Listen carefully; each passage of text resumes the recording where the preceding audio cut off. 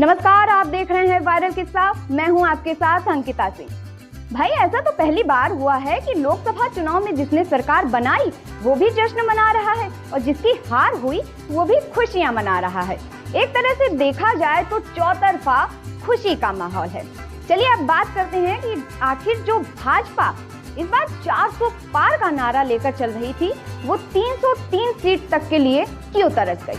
2019 लोकसभा चुनाव में 303 सीटें जीतने वाली बीजेपी इस बार 240 पर सिमट कर रह गई। पार्टी को कई राज्यों में भारी नुकसान उठाना पड़ा है। भाजपा को सबसे बड़ा झटका लगा उत्तर प्रदेश में। यहाँ के नतीजे जब आने शुरू हुए तो सब के सब हैरान हो गए।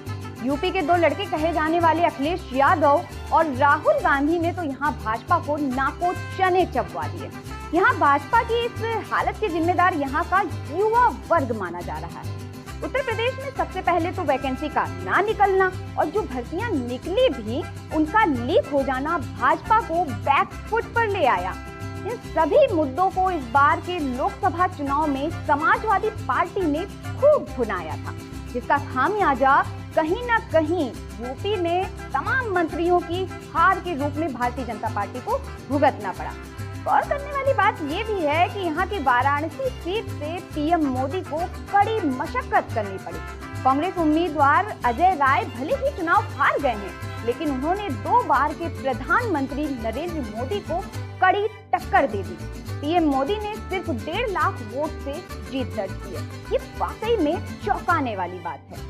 सरकार से अगर हमसे पूछे ओवरऑल कि सरकार को कितने नंबर दोगे, तो मैं योगी जी को पर्सनल जो है 10 में से 9 नंबर दे दूंगा। ये 1 नंबर जो कटा है वो शिक्षा की वजह से कटा है, ठीक है ना। तो हम चाहते हैं कि टॉपर स्टूडेंट वही है, टॉपर प्रिंसिपल वही है, टॉपर मैनेजर वही है, टॉपर डायरेक्टर वही है, टॉपर सीएम वही है, टॉपर पीएम वही है, जो 10 में से 10 नंबर रखे। तो ये जो आपका 1 नंबर कट रहा है, आप इसको बचाओ।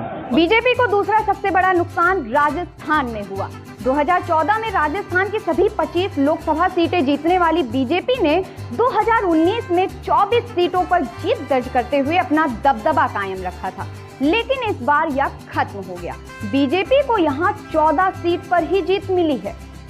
अब बात करते हैं वहां की जहां से बीजेपी को तीसरा झटका लगा है। वो है ममता बनर्जी का गढ़ माना जाने वाला पश्चिम बंगाल। यहाँ भाजपा के दिग्गजों ने प्रचार में अपना पूरा जोर लगा दिया था और दावा किया था कि यहाँ उन्हें सबसे ज्यादा सीटें मिलेंगी, लेकिन उससे उलट यहाँ बीजेपी की सीटें कम हो गईं। 2019 लोकसभा चुनाव में बीजेपी ने यहाँ 19 सीटों पर जीत दर्ज की थी, लेकिन इस बार पश्चिम बंगाल से भाजपा को केवल 12 सीटें ही मिली हैं। इस चुनाव में भाजपा की स्थिति देखकर तो अब यही लग रहा है कि क्या अब पीएम मोदी का जादू कम हो गया है। आपकी क्या राय है? कमेंट करके जरूर बताएं।